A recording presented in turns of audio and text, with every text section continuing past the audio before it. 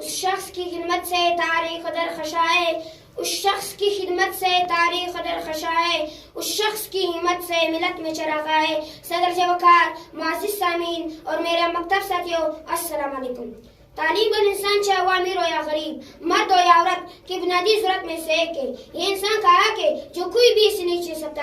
اگر دیکھا جائے تو انسان اور حیوان میں فرق صرف تعلیمی کی بدولت ہے۔ تعلیم کسی بھی ملک یا معاشرے کے لیے ترقی کی ضامن ہے۔ یہی تعلیم قوموں کے لیے ترقی اور زوال کی وجہ بنتی ہے۔ تعلیم حاصل کرنے کا مطلب صرف سکول، کالج، یونیورسٹی سے کوئی ڈگری لینا نہیں، بلکہ اس کے ساتھ تمیز اور تہذیب سکھانا بھی شامل ہے تاکہ انسان اپنے معاشرتی روایات اور قطار کا خیال رکھ سکے۔ تعلیم ایک ایسی زیور ہے جو انسان کی کردار سنوارتی ہے۔ دنیا میں ایک چیز کی جائے بانٹنے سے گھٹتی ہے، مگر تعلیم ایک ایسی دولت ہے جو بانٹنے سے گھٹتی ہے بلکہ بڑھ جاتی ہے۔ انسان کو اشرف المخلوقات کا درجہ تعلیم کی وجہ سے دیا گیا ہے۔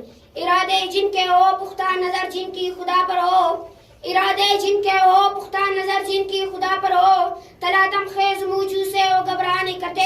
جناب صدر، آج تعلیم حاصل کرنا ہر مذہب میں جائز ہے۔ تعلیم حاصل کرنا فرض کیا گیا ہے۔ آج اس آشوب اور تسترین دور میں تعلیم حاصل کرنا بہت اہمیت کا مل ہے۔